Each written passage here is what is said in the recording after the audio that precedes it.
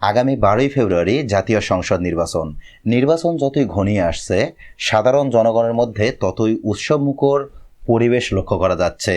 এবারই প্রথম 95% মানুষ ভোট কেন্দ্রে গিয়ে ভোট দিতে আগ্রহ প্রকাশ করেছে। বুঝতেই পারছেন, এবারের নির্বাচন অন্য সকল বারের নির্বাচনের থেকে একটু আলাদা হতে চলেছে। তবে এবারের নির্বাচনে সবচেয়ে আলোচনার কেন্দ্রবিন্দুতে রয়েছে জামাতে ইসলাম সমর্থিত 10 দল এবং বিএনপি সমর্থিত দলগুলো। অর্থাৎ বিএনপি এবং জামাত নিয়েই সাধারণ জনগণের মধ্যে তৈরি হয়েছে তুমুল আলোচনা এবং তর্ক বিতর্ক। কোন দল ক্ষমতায় যাবে, কোন দল ক্ষমতার বাইরে থাকবে, কোন দল জনগণকে কোন আশ্বাস দিচ্ছে, কোন আশ্বাসের ভিত্তিতে জনগণ ভোট দেবে, এই ট্রাম্প কার্ড নির্ধারণেই যে দল ভুল করবে সেই দল আসলে ক্ষমতার বাইরে চলে যাবে। আসেন একটু বুঝে দেখি এবারের নির্বাচনে কোন দল ক্ষমতায় যেতে পারে। এই ভিডিওটা করার ঠিক আগ মুহূর্তে আমি দেখলাম যে সারা বাংলাদেশে গত 17 মাসে যে সহিংসতা সৃষ্টি হয়েছে, সেই সহিংসতার মধ্য থেকে 91% সহিংসতা সৃষ্টি করেছে শুধুই বিএনপি। যদিও 5ই আগস্টের পর থেকে সাধারণ জনগণ ভেবেছিল যে আওয়ামী লীগ হয়তোবা এই দেশে সবচেয়ে বেশি সহিংসতা সৃষ্টি করবে, কিন্তু শতাংশের দিক থেকে আমরা যদি একটু লক্ষ্য করে দেখি তাহলে 91% সহিংসতা ছড়িয়েছে শুধু বিএনপি, এবং বাকি যে 8 বা 8.5% বা 9% সহিংসতা সৃষ্টি হয়েছে সেটা অন্য অন্য দলগুলো সৃষ্টি করেছে, এবং অন্য অন্য ব্যক্তি বা ব্যক্তি পর্যায়ের বা প্রতিষ্ঠান পর্যায়ের কিছু মানুষ সহিংসতা সৃষ্টি করেছে। এটি কিন্তু বিএনপির জন্য বড় একটি ধাক্কা আগামী নির্বাচনের ক্ষেত্রে। এছাড়াও বিএনপির জন্য আরও কিছু ধাক্কা রয়েছে, বিশেষ করে জামাতের আমির শফিকুর রহমানের এক্স হ্যান্ডেল হ্যাক হয়ে যাওয়ার ব্যাপারে। এক্স হ্যান্ডেল হ্যাক হয়ে যাওয়ার পরেই বিএনপির মহিলা সংগঠন থেকে ঝাড়ু মিছিল বের করা হয়। আর এই ঝাড়ু মিছিলে অংশগ্রহণ করায় এক মহিলা গণমাধ্যমে জানিয়েছে যে তাকে 300 টাকা দেওয়ার কথা বলে ওই মিছিলে অংশগ্রহণ করতে বলা হয়েছিল, কিন্তু মিছিলে অংশগ্রহণ করার পরে তাকে আর 300 টাকা দেওয়া হয়নি। তার মানে তার 300 টাকাও মেরে দেওয়া হয়েছে। এর পরপরই দেখলাম ছাত্র দলের বিভিন্ন নেতাকর্মীরা আন্দোলনে বের হয়েছে শফিকুর রহমানের ওই মন্তব্যকে কেন্দ্র করে। তার এক্সটার্নাল হ্যাক হয়ে যাওয়ার পর যে মন্তব্য পাবলিশ হয়েছিল সেই মন্তব্যকে কেন্দ্র করে তারা দেখলাম যারা আন্দোলনে অংশগ্রহণ করেছে তাদের কাউকে ছাত্র মনে হচ্ছিল না, কিন্তু হেডলাইনে দেখলাম তারা আসলে ছাত্র বা ছাত্র দলের নেতাকর্মী। তার মানে ছাত্র দলের নেতাকর্মী, কিন্তু তারা আসলে ছাত্র নয়। আপনারা যদি ছবিতে দেখেন তাহলে বিষয়টা ক্লিয়ার হতে পারবেন। তবে পরবর্তীতে যেটি জানতে পারলাম যে শফিকুর রহমান ঠিক যে সময়ে জামাতের আমিরের এক্স হ্যান্ডেলে পোস্ট হয়েছিল সেই সময়ে ডক্টর শফিকুর রহমান একটি জনসভায় বক্তৃতা দিচ্ছিলেন। তার মানে সেই বক্তৃতা কিন্তু লাইভও চলতেছিল। সহজভাবে বোঝা যায় যে তিনি নিজে এই পোস্টই করেননি, এখন তার সহকর্মীরাও করতে পারে। তবে পরবর্তীতে জানা গেল যে আসলে এক্স হ্যান্ডেল হ্যাক হয়েছিল। হ্যাক হওয়ার যিনি হ্যাক করেছে তাকেও ধরে ফেলেছে। এখন এই কালপিটকে যে ধরলো, একে যদি উত্তম মধ্যম দিয়ে বের করে ফেলে যে আসলে কে বা কার ইন্ধনে জামাতের আমিরের এক্স হ্যান্ডেল হ্যাক করলো, তাহলে কিন্তু এখানে বেশ কিছু সত্য হয়তো জনসম্মুখে বেরিয়ে আসতে পারে। সে যাই হোক, এগুলো হচ্ছে পলিটিক্যাল ব্যাপার। বিভিন্ন ক্ষেত্রে তাদের স্ট্র্যাটেজি ভুল হচ্ছে, বিশেষ করে বিএনপি কিছু কিছু ক্ষেত্রে বড় ধরনের ভুল করতেছে, যার কারণে সাধারণ মানুষ আসলে বুঝতে পারতেছে না বিএনপির আসলে কোন জিনিসটা ভালো হচ্ছে, কোন জিনিসটা খারাপ হচ্ছে। বিশেষ করে আপনারা যদি খেয়াল করে দেখেন, বিএনপি ফ্যামিলি কার্ড দিতে চাচ্ছে, বিএনপি কৃষি ভাতা দিতে চাচ্ছে, বিএনপি বেকার ভাতা দিতে চাচ্ছে, এ সকল ভাতা দিতে চাচ্ছে, কিন্তু অপরদিকে জামাতে ইসলাম চাচ্ছে যে দুর্নীতিমুক্ত চাঁদামুক্ত সমাজ গড়বে এবং জনগণকে দক্ষ জনশক্তিতে রূপান্তর করবে। এখন স্বাভাবিকভাবেই কথা হচ্ছে এই নির্বাচনে প্রতিটা দল সাধারণ জনগণের মনের ভিতর ঢুকে জনগণকে আকৃষ্ট করার সর্বাত্মক চেষ্টা চালাচ্ছে। কে কতটা পারতেছে এটাই হচ্ছে প্রশ্ন। আপনারা যদি একটু খেয়াল করে দেখেন, বিএনপি কিন্তু তাদের ইস্তেহার কিন্তু তারা বিভিন্ন জনসমাবেশে বা জনগণের মাধ্যমে প্রকাশ করতেছে, আবার জামাতও তাদের সমাবেশগুলোতে বিভিন্ন। তো এই দুই দলের ইস্তেহারগুলো নিয়ে একটু যদি আমরা বিবেচনা করি তাহলে আপনারা একটু খেয়াল করে দেখবেন এবারের নির্বাচনে স্বাভাবিকভাবেই কিন্তু ফ্যামিলি কার্ড, বেকার কার্ড বা কৃষি কার্ডের ওপর জনগণ ভোট দেবে না। কারণ এখন যেহেতু অনলাইনের যুগ, সকল তথ্য খুব সহজেই মানুষের কাছে পৌঁছে যায়। আমরা ভেবেছিলাম যে বিএনপির চেয়ারপারসন তারেক রহমান তিনি হয়তো বা দেশে আসার পর খুব ভালো ভালো কিছু উদ্যোগ নেবে, যে উদ্যোগগুলো দিয়ে জনগণকে আকৃষ্ট করবে, কিন্তু তিনি অলরেডি ব্যর্থ হয়েছেন। কারণ তার যে উদ্যোগগুলো, সেই উদ্যোগগুলো সাধারণ জনগণ ঠিক সেভাবে গ্রহণ করতেছে না। এটি আসলে বিভিন্ন গণমাধ্যমে উঠে আসতেছে এবং সাধারণ জনগণও এই বিষয়টা নিয়েই বলতেছে। তবে সাধারণ জনগণের কাছে যেটা ট্রাম্প কার্ড মনে হচ্ছে, সাধারণ জনগণ যার উপর ভিত্তি করে ভোট দিতে পারে সেটি হচ্ছে এই দেশকে দুর্নীতিমুক্ত, চাঁদামুক্ত সমাজ গড়ার ক্ষেত্রে যারা সর্বাত্মক কাজ করবে তাদেরকেই মনে হচ্ছে যে জনগণ ভোট দেবে। পাশাপাশি এত বেকার জনগণকে দক্ষ জনশক্তিতে যারা রূপান্তর করতে পারবে তাদেরকেই ভোট দেবে। এক্ষেত্রে কিন্তু জামাত অনেকটাই এগিয়ে, কারণ জামাত কিন্তু এ সকল বিষয় নিয়েই অলরেডি কথা বলতেছে। তো জামাত যা বলতেছে তার একটা প্ল্যান বা পরিকল্পনা বা রোডম্যাপ মনে হচ্ছে যে স্পষ্ট, কিন্তু বিএনপি যা যা বলতেছে সেটা টোটালি অস্পষ্ট মনে হচ্ছে। কারণ আপনারা দেখবেন যে যখন জুলাই সংস্কার কমিশন গঠন করা হলো, সেখানে নোট অফ ডিসেন্ট দিলেন বিএনপি, যে গণভোটের কথা বললেন, সেই গণভোটে নার পক্ষে তারা প্রচারণা চালালেন। ছাত্র দলের বিভিন্ন নেতাকর্মীরাও তাদের ফেসবুক ওয়ালে নার পক্ষে প্রচারণা চালালেন, কিন্তু জনগণের চাপে দিশাহারা হয়ে পড়লেন। তার মানে তারা অনেকটা জনগণ বিরোধী কার্যক্রম বা জনগণ বিরোধী সিদ্ধান্ত নেওয়ার চেষ্টা করেছেন, এটি কিন্তু এখন বোঝা যাচ্ছে। কারণ তারেক রহমান কিন্তু নিজেই বলতেছে যে আমরা হার পক্ষে। আর এতদিন ধরে, অর্থাৎ গত 17 মাস চলে গেছে, এই সময়টাতে কিন্তু বিএনপি কোনো সময়ই হার পক্ষে ছিল না। আবার ছাত্র দলের যারা নেতাকর্মী রয়েছে তারাও কিন্তু ভুং ভাং আওয়াজ তুলতেছে, তারা নাকি আগে থেকে হার পক্ষে ছিল। তো সাধারণ জনগণ তো আসলে অনলাইনেই থাকে, এখন অনলাইনের সকল তথ্যগুলো, সকল বিষয়গুলো তাদের কাছে খুব দ্রুতই চলে আসে। তারা কে সত্য বলতেছে, কে মিথ্যা বলতেছে, এই বিষয়গুলো বুঝতে পারে। আপনি সত্য বলুন, কিন্তু যেটা বলবেন সেটার উপর অটল থাকুন। আপনি একটা বলবেন আর একটাতে ঘুরে যাবেন, এটা আসলেও সাধারণ জনগণ গ্রহণ করতে চাবে না। কারণ আপনারা জানেন যে গত 17 বছর আওয়ামী লীগ কীভাবে এই দেশটা ফ্যাসিবাদী কায়দায় নিজেদের দখলে নিয়েছিল, সেভাবে আর এই দেশের জনগণ কোনো অবস্থাতেই সেই অবস্থায় যেতে দেবে না, এটাই স্বাভাবিক। আর সবচেয়ে বড় কথা, সেই ফ্যাসিস্ট আওয়ামী লীগকে ফেরাতে যারা কাজ করবে তাদেরকেও এই দেশের জনগণ আর ভোট দেবে না।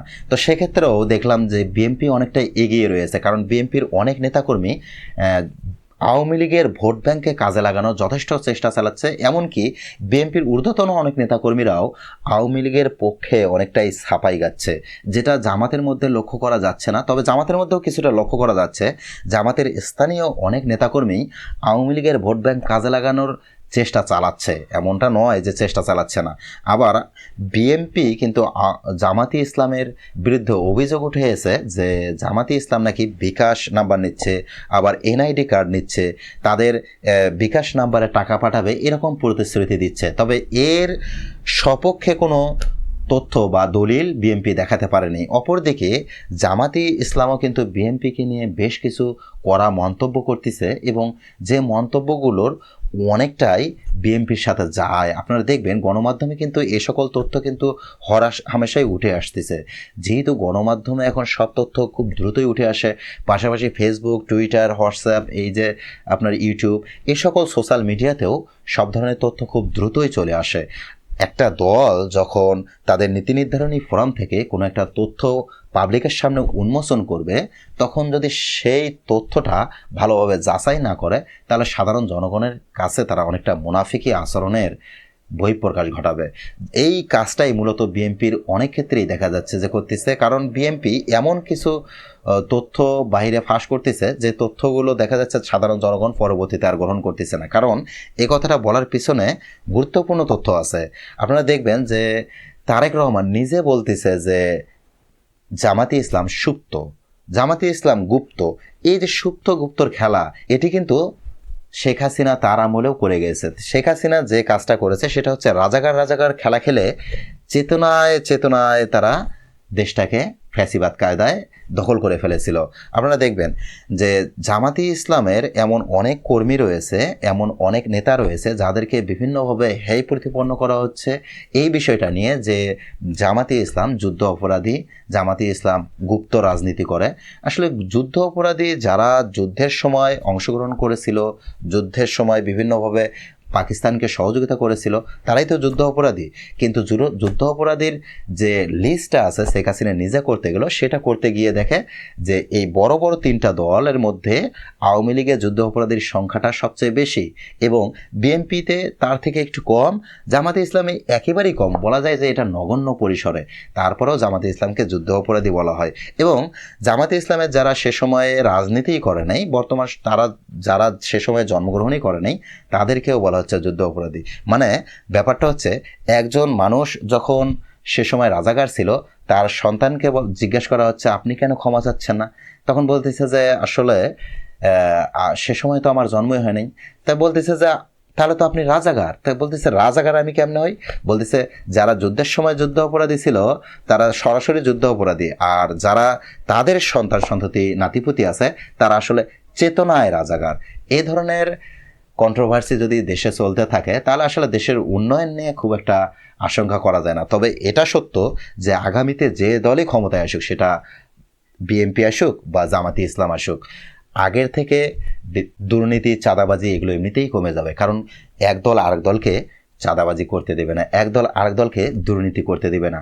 ক্ষমতায় যে থাকবে সে যদি করতে চায়ও, ক্ষমতার বাইরে যারা থাকবে তারা আসলে প্রোটেকশন দেবে, এটা মনে হচ্ছে। কারণ আমরা তো এটা বুঝতে পারতেছি যে ঢাকা বিশ্ববিদ্যালয়ের মতো একটা বিশ্ববিদ্যালয়, যে বিশ্ববিদ্যালয়টা আমাদের বাংলাদেশের মধ্যে সর্বশ্রেষ্ঠ বিশ্ববিদ্যালয়, সেই বিশ্ববিদ্যালয় থেকে যখন ছাত্র শিবির মনোনীত প্যানেল জয়লাভ করলো, তখন সেই পুরো বিশ্ববিদ্যালয়ের কিন্তু সিনারিও চেঞ্জ হয়ে গিয়েছে। আপনারা খেয়াল করে দেখবেন, বিশ্ববিদ্যালয় কিন্তু আগের বিশ্ববিদ্যালয় নেই। এখানে চাঁদাবাজি চলে না, এখানে আর মাফিয়াতন্ত্র চলতেছে না, এখানে যে রাজনীতির নামে লাঠিয়াল বাহিনীদের যখন তখন হামলা এইগুলো আর চলতেছে না, জোর জবরদস্তি করে রাস্তাঘাট দখল করা এগুলো চলতেছে না।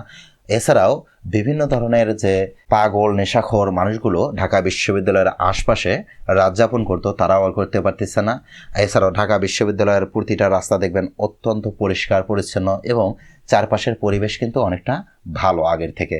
এবং নারীরাও কিন্তু বলতেছে যে এখানে তারা নিরাপদ পাচ্ছে। এখন জামাতি ইসলামের ছোট্ট একটা সংগঠন বলা যায় এটা, জামাতি ইসলামের স্মল ভার্সন, এই ভার্সনটা একটা স্মল জায়গা, পুরো দেশ হিসেবে কল্পনা করা যায় না, পুরো দেশ অনেক বড় একটা বিষয়। তবে ঢাকা বিশ্ববিদ্যালয়ের এই জায়গাটাকে যদি এরকমভাবে দুর্নীতিমুক্ত করতে পারে, খাবারের মান এত উন্নত করতে পারে এবং এতগুলো টাকার, অর্থাৎ 5টা হলের কিন্তু তারা একটা প্রজেক্ট নিয়েছে, যেটা আসলে সরকারিভাবে অনুদান নয়, তারা আসলে বিভিন্নভাবে ফান্ড কালেক্ট করতেছে।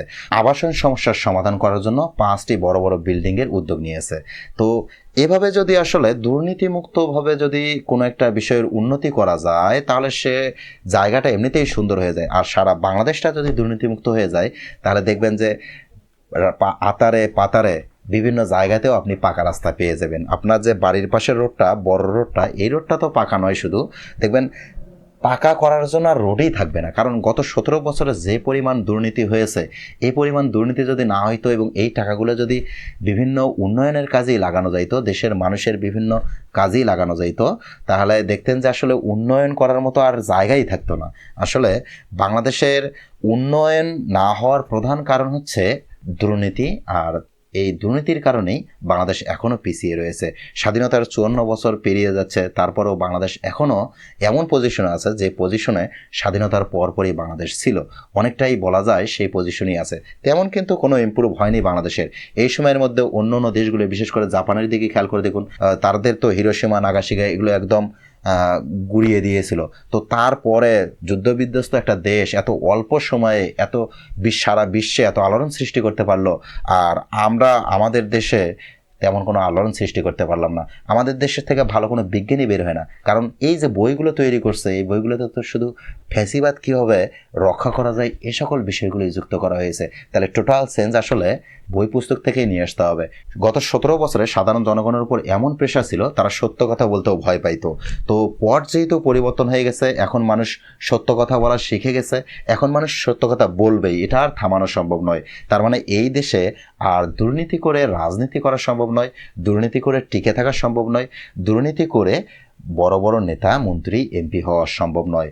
যারা ভালো কাজ করবে, যারা জনগণের উদ্দেশ্যে কাজ করবে, জনগণকে আশার বাণী দিয়ে সেই আশা পূরণ করাতে পারবে, সে সকল মানুষগুলোই আগামীতে এই দেশের নেতা হবে।